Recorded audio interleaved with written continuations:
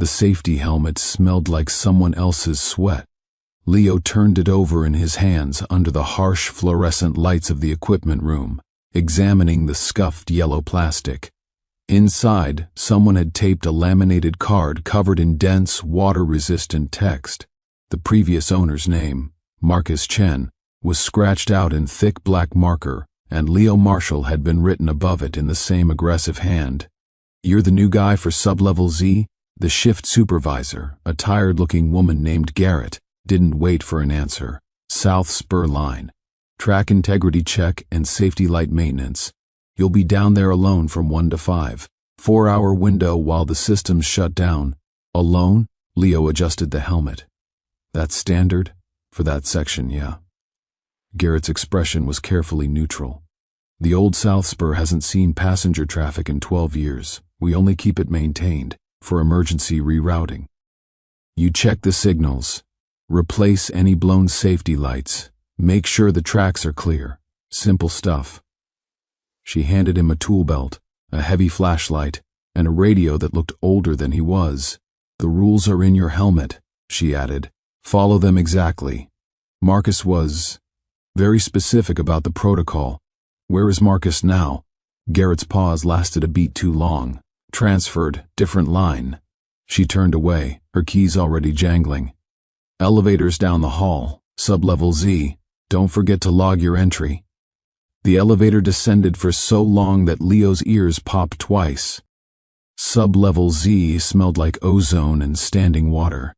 Leo stepped out of the elevator into a maintenance corridor, lit by safety lights spaced too far apart, creating pools of shadow between islands of sickly yellow illumination.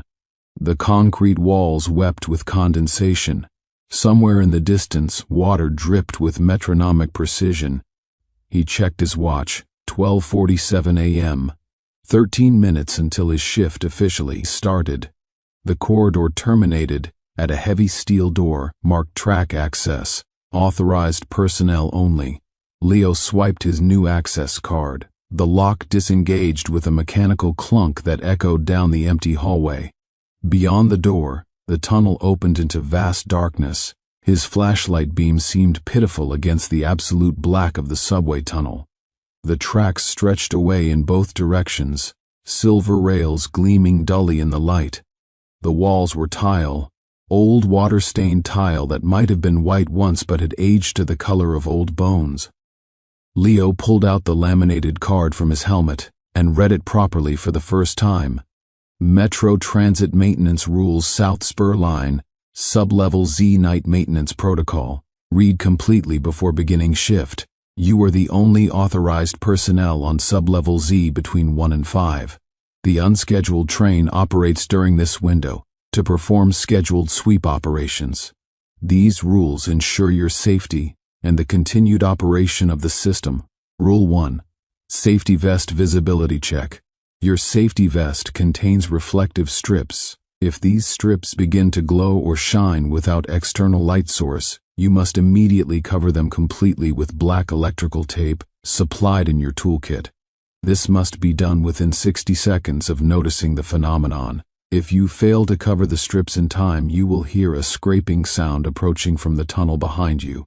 Do not turn around. Do not run. Stand completely still until the sound passes. Rule 2. Signal. Reset a T-Y junction. At exactly 2:30 a.m., proceed to the Y junction 800 meters north of access point.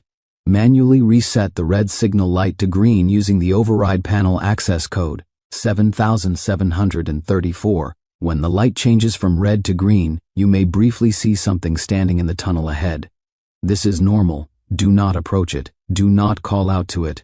Return immediately to your maintenance route. Rule 3. The unscheduled stop. You will hear a train approaching in the parallel tunnel western track. It will stop suddenly and silently. When this occurs, 1. Face the eastern wall. 2. Count the rails by touching them. 1, 2, 3, 3. Do not look at the parallel track. 4. Do not acknowledge any sounds from the stopped train. 5. After counting, resume your work. The train will move on. If you look at the parallel track, you will see passengers in the windows. If you see the passengers, they will see you. Rule 4. Movement Observation Protocol. When your flashlight beam catches a reflection that is neither a safety sign nor water, for example, a pair of eyes, a face, a human silhouette, you must immediately prove you are maintenance, not a passenger. Stop walking. Remove your left glove. Place your bare hand on the third rail cover. Count to 5. The reflection will disappear. Put your glove back on and continue working. Rule 5. Platform voice station 7, abandoned platform 7, is located 1,200 meters north of access point. You will hear a voice calling for help from the platform. You must not respond. You must not look at the platform. The voice will know your full name. It will know details about your previous shift. It will know about your sister's accident. This is how you know it is not human. Walk past the platform without stopping. The voice will stop once you reach the tunnel beyond. Rule 6. Rail vibration warning. If the track beneath your feet begins to vibrate with increasing intensity, this indicates an imminent sweep. Immediately. 1. Abandon your tools where they lie. 2. Locate the nearest emergency ladder, marked with red paint. 3. Climb to the third rung. 4. Face the wall. 5. Place both hands flat against the concrete. 6. Close your eyes. 7. Do not open them until the vibration stops completely. The unscheduled train will pass beneath you. You may hear voices from inside asking you to come down. Do not respond. Do not open your eyes. The vibration will stop. Rule 7. Final transmission. At 4:55 a.m., transmit the following code on Channel 7, Code 7 Maintenance Complete. Sublevel Z. Worker ID Leo Marshall. Wait for confirmation. Follow the instructions you receive. Deviation from these rules will result in integration with scheduled sweep operations. Leo read the rules 3 times. Then he checked his watch again. 12:59 a.m. He took a breath of the damp, metallic air and stepped onto the tracks. The tunnel was a cathedral of darkness. Leo's footsteps echoed strangely, as if the sound was traveling down miles of empty corridor before bouncing back to him. He walked along the tracks, checking the safety lights mounted on the walls at 50-meter intervals. Most were functional. 2 had burned out. He replaced them with spares from his belt, the act mechanical and soothing. 1:17 a.m. Nothing unusual yet. The silence wasn't really silence. There was the drip of water, the occasional groan of metal settling, the whisper of air moving through the tunnel system. Natural sounds, infrastructure sounds. Then, at 1:23 a.m., his safety vest began to glow. Leo looked down at his chest and watched with creeping horror as the reflective strips on his vest began to emit a faint greenish luminescence. There was no external light source. His flashlight was pointed at the ground. The glow was coming from the strips themselves, pulsing slightly like something breathing. 60 seconds. His hands shook as he dropped his flashlight, letting it hang from its wrist strap, and fumbled for the electrical tape in his toolkit. The glow was getting brighter. He could see it reflecting off the tunnel walls now, painting them in that sickly green light. He ripped off a length of tape and slapped it over the first strip, then another. His fingers felt numb and clumsy. The vest had 6 strips total, 3 down, 4, 5. The glow was starting to pulse faster. 6. He covered the last strip just as he heard it, a scraping sound from the tunnel behind him. Metal on concrete, rhythmic and purposeful. Coming closer, Leo froze. Do not turn around, do not run. Stand completely still until the sound passes. The scraping grew louder. It sounded like something heavy being dragged along the ground, or like a blade being sharpened against stone. The sound moved past him, close enough that he felt a displacement of air, a cold draft that smelled like rust and electricity. Then it was ahead of him, moving away down the tunnel, then gone. Leo waited a full minute before he let himself breathe properly again. His hands were still shaking when he picked up his flashlight and continued north along the tracks. 2:30 a.m. arrived with terrible punctuality. The Y junction was exactly where the rules said it would be, a divergence in the tracks marked by ancient signaling equipment and a metal panel mounted on the wall. Leo approached the override panel and entered the access code with his flashlight tucked under his arm. 7 to 7-34. The panel beeped. The screen read, "Signal override authorized. Confirm reset?" Leo pressed yes. The red signal light ahead of him went dark for a moment. then blazed green. In that instant of transition, in the brief flare of emerald light, Leo saw something standing in the tunnel about 30 meters ahead. It was a figure, human-shaped, completely motionless. It wore what looked like a maintenance uniform, the same yellow vest Leo was wearing. But where its face should be, there was only shadow, a darkness too absolute to be natural, as if someone had cut a hole in reality. Leo stared at it. The figure didn't move. Do not approach it. Do not call out to it. Return immediately to your maintenance route. Leo forced himself to turn around. His legs felt like concrete, but he walked. He walked away from the thing standing in the green light. He didn't look back. He wouldn't look back. But he could feel it watching him. He could feel its attention like a physical weight against his spine. He walked for what felt like hours. When he finally risked a glance over his shoulder, the tunnel behind him was empty. 251 mm. Leo was checking a junction box when he heard it, the distant rumble of a train approaching, but the sound was wrong. It was coming from the western tunnel, the parallel track that ran alongside his route. He looked up, his flashlight beam catching the dark mouth of the parallel tunnel about 10 meters to his left.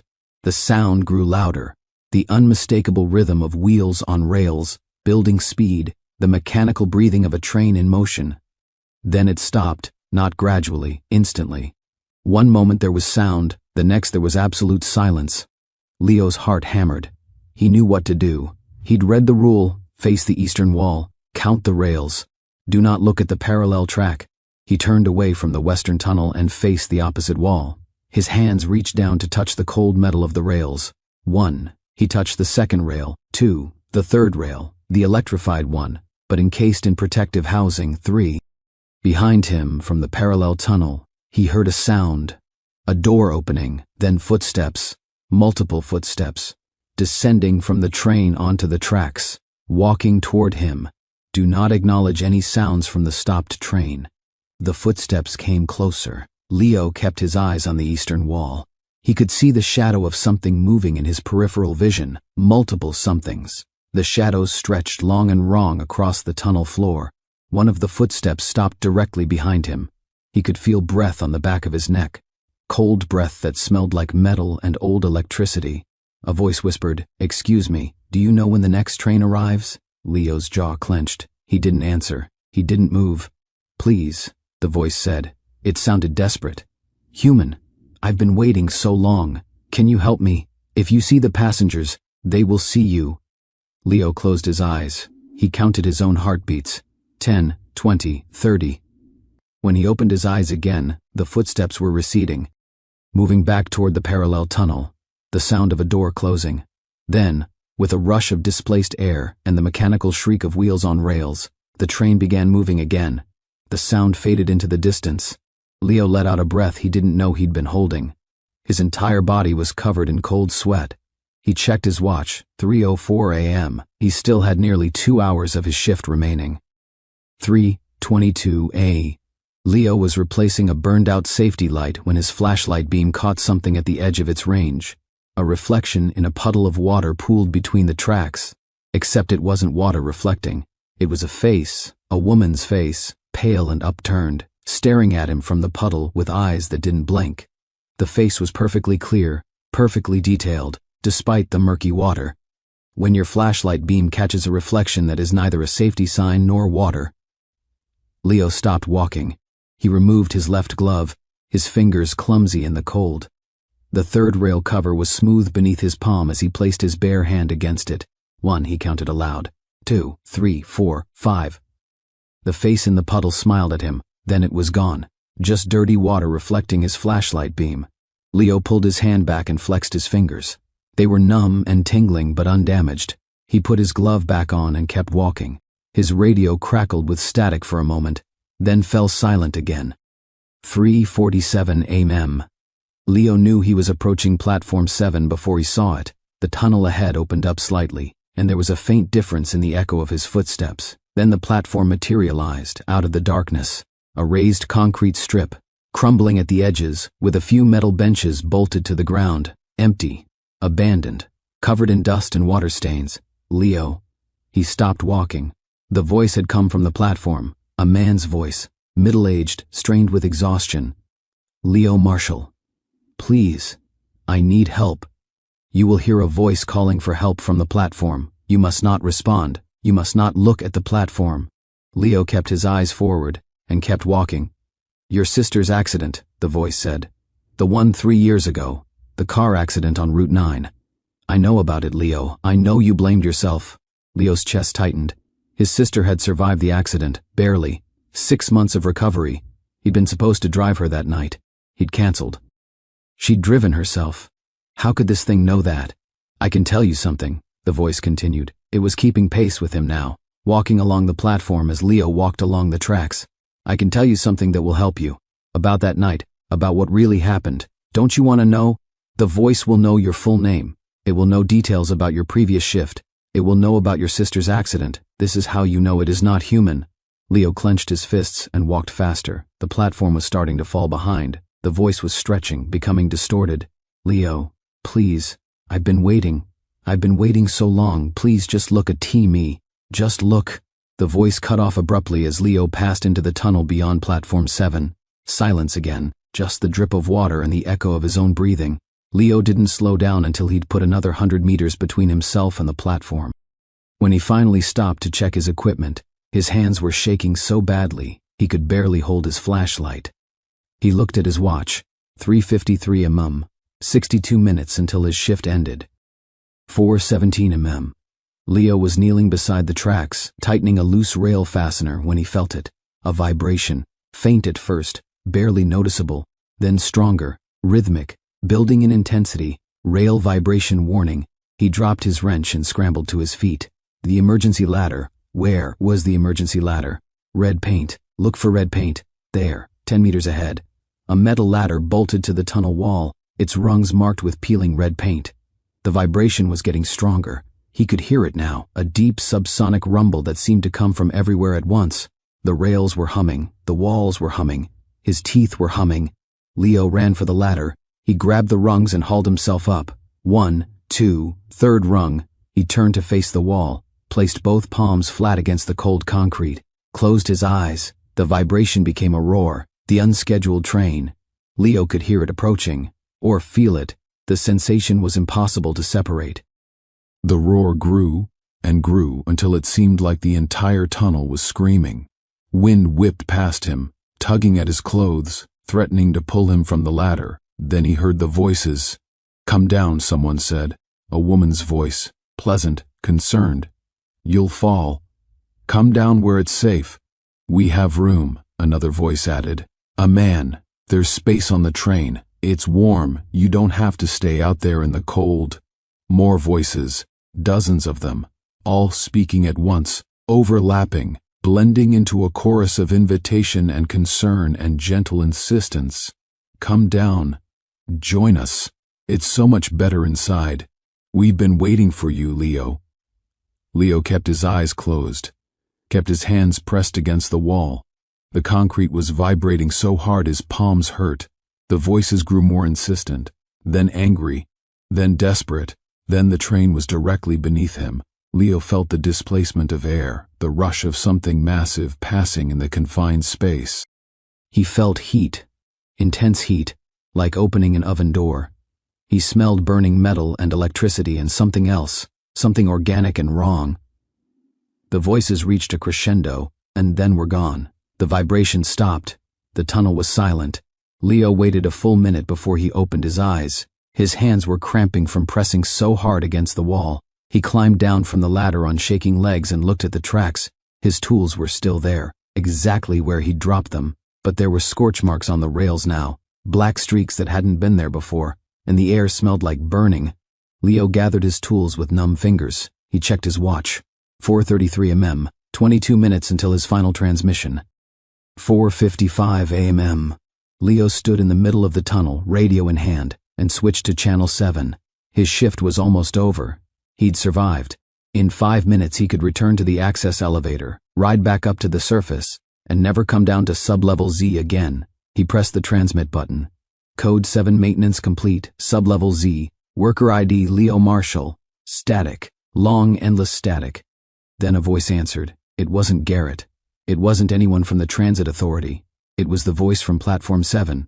Confirmation received, Leo, the voice said. It sounded pleased. Maintenance cycle complete. You have fulfilled your function admirably. Leo's blood went cold. What? What do you mean? Your purpose was never to fix the system, Leo. Your purpose was to join it. The rules you followed tonight were the integration protocol. Each rule was a test. Each test was a binding. You are now a component of the unscheduled train. No, Leo said. No, I'm leaving. I'm done. You completed the final transmission, the voice said softly. The protocol is complete. You belong to sub-level Z now. You belong to us. The radio went dead. Leo dropped it. His mind was racing. This was wrong. This was all wrong. He needed to get out. He needed to. He looked down at his safety helmet, the one that had belonged to Marcus Chen. In the glow of his flashlight, he could see something he hadn't noticed before. Underneath Leo Marshall, written in the same aggressive marker, was a new name. Faint, but visible. Sarah Torres, the next worker. The next integration. Leo's hands began to shake. He turned toward where the access elevator should be, where he'd entered the tunnel at the start of his shift. But the tunnel didn't look right. The walls seemed to extend forever in both directions. He couldn't see the access door, couldn't see the lights of the maintenance corridor. He started walking toward where the exit should be, but his feet were following the tracks. Not toward the access point, along the rails, deeper into the tunnel, toward the Y junction, toward the parallel tracks, toward platform 7. He tried to stop walking. He couldn't. His body was moving without his permission, following a route that was burned into him now, printed into his muscles and bones by 4 hours of careful rule following. No, Leo whispered. No, no, no. But he was already part of the maintenance loop, already integrated. Another component of the unscheduled train. Behind him, in the darkness, he heard the rumble of wheels on rails. The train was coming. The train was always coming. And Leo Marshall walked to meet it, his safety vest glowing faintly green in the absolute dark of sub-level Z, a new name already being written on his helmet for the next worker who would follow the rules, for the next component, for the next integration. The tunnel swallowed him completely. And in 4 hours, Sarah Torres would descend the elevator to begin her first shift, finding a laminated card taped inside a safety helmet that smelled like someone else's sweat, ready to follow the rules she would be given, ready to maintain the loop, forever.